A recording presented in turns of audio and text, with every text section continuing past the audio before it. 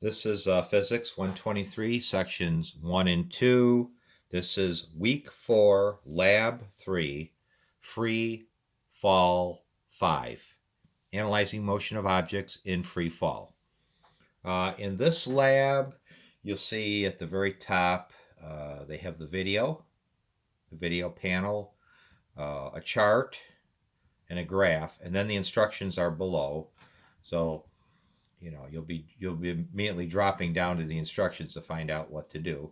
I'm going to race through this and just pretend I'm doing it, just to help speed you along, and just to remind you. You're going to want to use a ruler to make your measurements more accurately.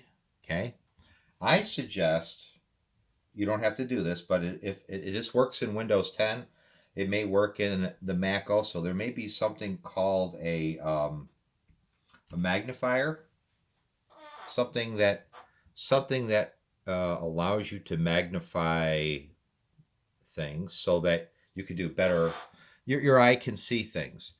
What you're going to do is you're going to launch these balls, and you're going to see that they're all being launched at the same. Looks like they're being launched at the same velocity, pretty close, and they all go up to about the same height, and then they come down. So you're going to measure. You're going to do a time versus position all the way up and down. So you pick a ball, and you then chart that out, time versus position. So the way I do it, they recommend you start at 60. I'm picking the top surface of the ball as my surface that I like to measure from. So I'm just clicking, I'm just incrementing, getting it in position. Right about there. Let's look at the magnifier. Okay, I'll say that's exactly. I can maybe click it one more down if I want to be picky. Okay, so as you can see, I can discriminate. I can see the difference between one frame and another readily because of the magnifier. It does look different. You get your clock going. Okay, you set it to 0. Okay, they want you to do this. They want you to plot time versus position in units of 0.05, but it will not land on exactly units like 0.05, point 0.1, 0.15. You're going to have to estimate. You're going to have to put into your chart the closest value that you can get. For example, I'll show you. So what's the next closest value? So we'll start clicking. Okay, boom, boom, boom, boom, boom, boom, boom, boom. Okay, the closest value I can get to 0.005. I didn't give enough zeros to that comment. 0.005. That's as close as you can get. So you put that number into your chart, and then the position. And if you see here, what is the position of the ball? That's a 50. It looks like it's about a 6, 7, 8, maybe 8.1, 58.1 maybe. Okay, so at this particular time, and then then increment it to the next closest increment to that 0.005. It happens to be this time it does land on a 0.01. Then I go to the next one, and you'll see it doesn't. See, now it's 0.01533. So I put that into my chart. I measure the position. Right, where are we at now? Looks like we're at about maybe, I don't know, 54.9 maybe. Okay, all right, so you're getting the idea, right? So we're going to plot that out. You're going to put that into a chart. And let me kill my magnifier.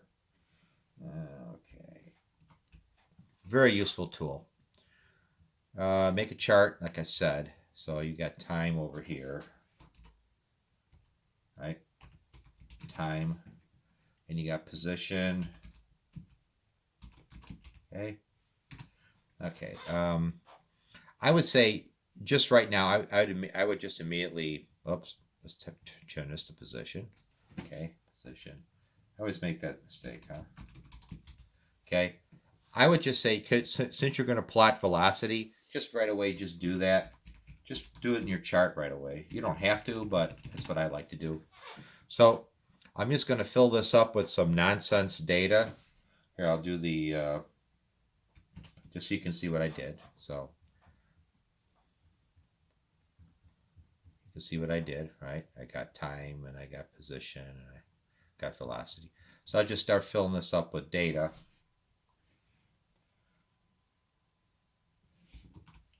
Kill that up. Okay.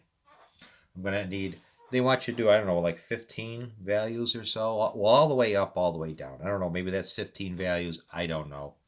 But you're going to have to add more rows, obviously. The data I'm inserting is not real data. It's not going to create the correct line. I'm just doing this for illustrative purposes. Also, I'd say if you're trying to contact me, I would always suggest that you call me. That'll get your best results as opposed to emailing me. When you call me, it forces me to look at my computer, look exactly at what you're talking about. I know exactly what you're talking about, and then I can give you the best answer. Otherwise, when you email me, I may be looking at who knows where I may be at. I may be at my other job. I may be doing something else. Okay, so let's say if I were to track those positions, I'm just putting in numbers that are not legit numbers. It won't track like this, um, but just to show you, that's all I want to try to do.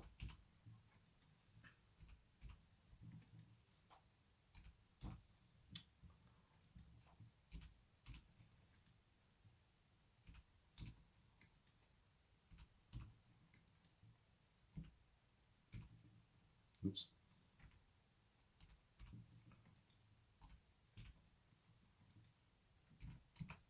Okay, so you go to your graph. What do you got to do? You gotta change these. So I click on this. I want it to do what? I want it to go by time. That's my independent variable. And then over here, I want to do, obviously, I want to do the position, right? And don't worry about uncertainty. We're not this class. We're not dealing with that. They give you a brief introduction, but they didn't. You know, they don't want you to master it. So just that you know that it exists. That's all. All measurements contain some uncertainties. I'm just trying to stabilize the camera right now. I don't know why it does that. Why it oscillates like that. I'm trying to keep this under 10 minutes. So as you can see, I get this rise and fall. You get a rise and fall, but this is not going to look like yours is going to be a smooth curve. Looks like a pyramid. What they want you to do then is they wanted you to plot. So if you picture a smooth curve here, they wanted you to plot what is the slope here. It's here, here, here, here, here, here, here. Okay? So you're going to start plotting slopes. So how do you do that?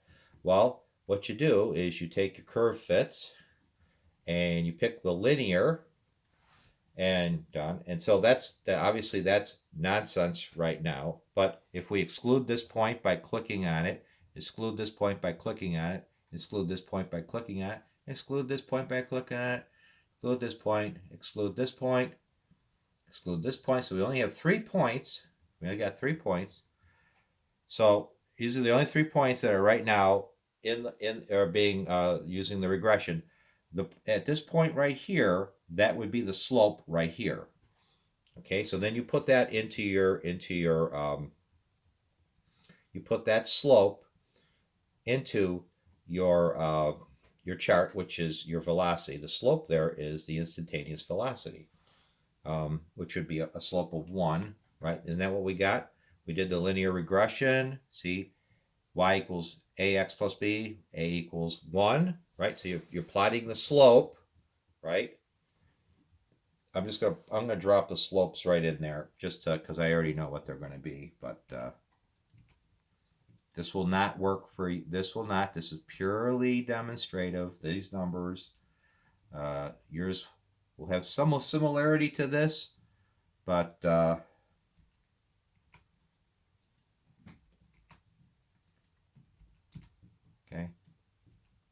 I just put them all in just so that'll work. Okay.